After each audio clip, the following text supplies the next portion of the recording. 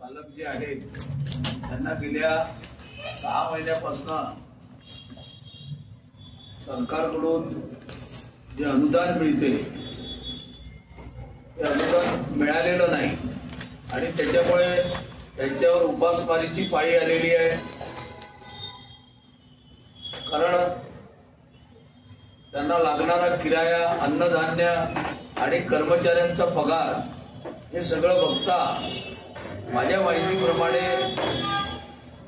सर्वच शिवभोजन चालक आणि आपले कोणी दागिने, कोणी आपले सगळं सामान हे गहाण ठेवून शिवभोजन 6 महिन्यापासून ते पैसे मिळाले नाही तरी चालवून राहिलेले आहे आणि त्याच्यामुळं उपासमारीची पाळी त्यांच्यावर आलेली आहे।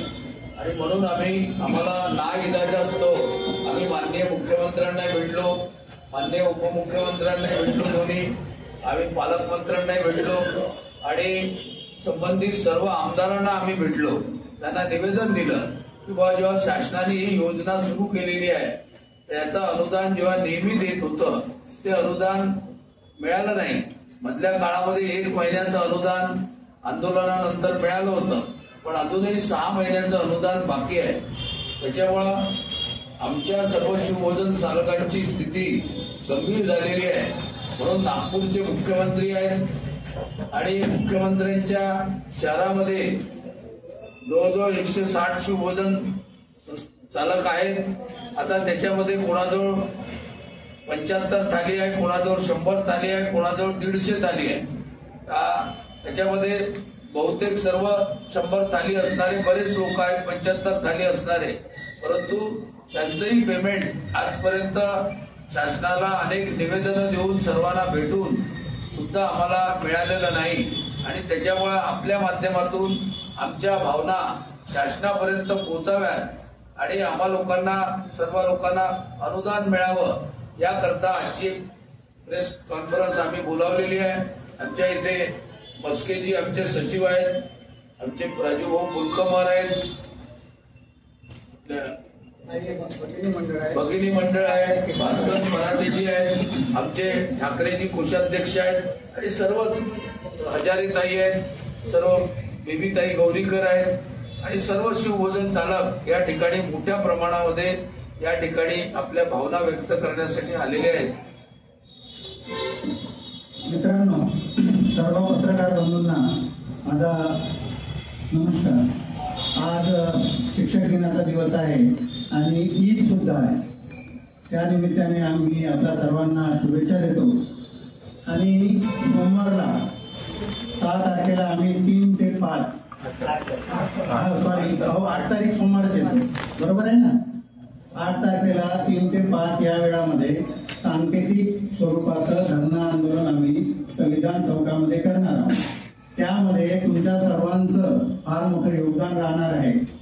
आम्ही मायबाप सरकारला हात जोडून नम्र विनंती करतो की आम्ही वारंवार कारण कसं आहे, शेवटी संख्या बळावर सगळ्या गोष्टी असतात। लाडक्या बहिणीचे पैसे आमचं म्हणणं नाही की देऊ नका, परंतु त्या लाडक्या बहिणी आहेत ह्या आमच्याही भगिनी ज्या आहेत ह्या सुद्धा त्यांच्या भगिनीच आहेत आणि केंद्रामध्ये काम करणारे जे कर्मचारी आहेत त्या सुद्धा भगिनी आहेत।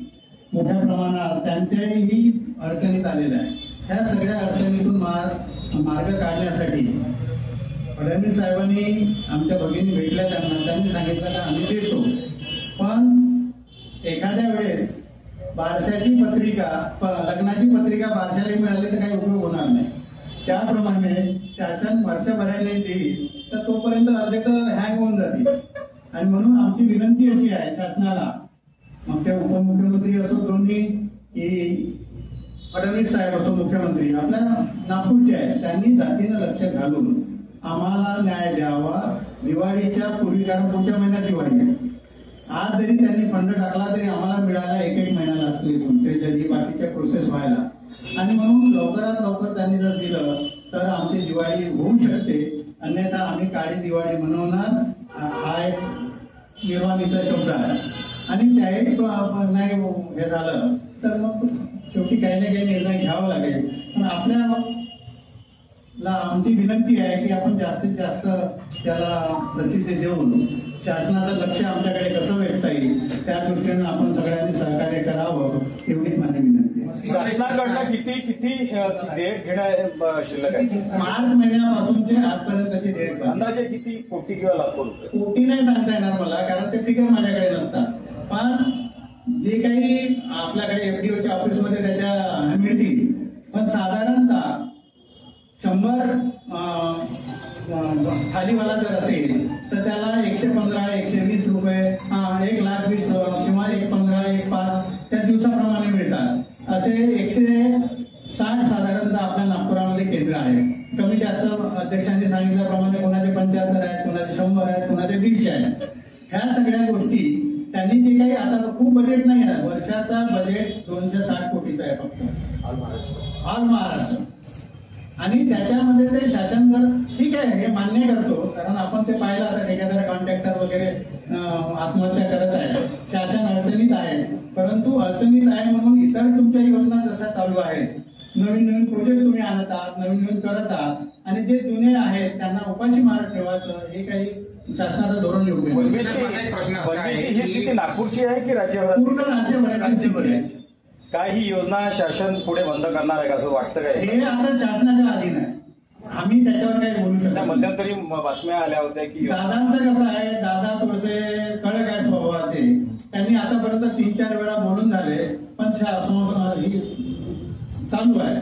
आणि फडणवीस साहेबांनी त्या दिवशी आमच्या भगिनीला आहे, त्या भगिनीचे त्यांना स्वतः सांगितले आहेत ना की आम्ही बंद करणार नाही. हे फडणवीस साहेबांचे शब्द आहेत. ताई आहे की नाही?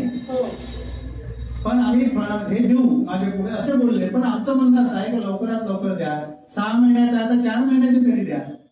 मस्के साहेब, माझा एक प्रश्न असा आहे की ही जी योजना आहे ही एकनाथ शिंदे साहेब ज्यावेळेस मुख्यमंत्री होती त्यांनी आणली नाही. उद्धव साहेब जेव्हा सीएम होते तेव्हा ही योजना सुरू झाली. एकनाथ शिंदे साहेबांचाच हा ब्रेन चाइल्ड होता. हो ना, असू शकते. आता जे अर्थमंत्री आहे ते अजित पवार आहे.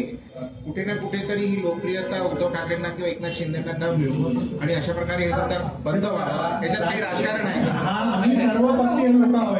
ऐका ताई, आम्ही सर्वपक्षीय लोक आहोत. इथं आमचा पक्ष एकमेव पक्ष कोणता आहे तर शिवभोजन केंद्र चालले पाहिजे, हा आमचा पक्ष, आमचा हेतू आहे. आम्ही कुठल्याही पक्षाचे असलो तरी आमचा हेतू एक आहे आणि सगळे आम्ही एका नावाखाली, एका बॅनरखाली काम करतो आहे. एकीकडे 33,000 कोटी लाडक्या बहीण योजनेसाठी दिलेले आहे सरकारने, आणि तुम्ही म्हणता की 260 कोटी फक्त शिवभोजन थाळीचं आहे, तर रक्कम मध्ये फार फरक आहे. मग का बरं सरकार तुमच्याकडे दुर्लक्ष करत आहे? का बरं करत आहे? आणि आम्ही संख्याने कमी पडतो ना. आमची जी संघटना आहे संख्या संचालकाची 160 होईल इथं नागपूर शहरामध्ये. आणखी आम्ही ते काम करणारे वगैरे घेतलं 500 होती.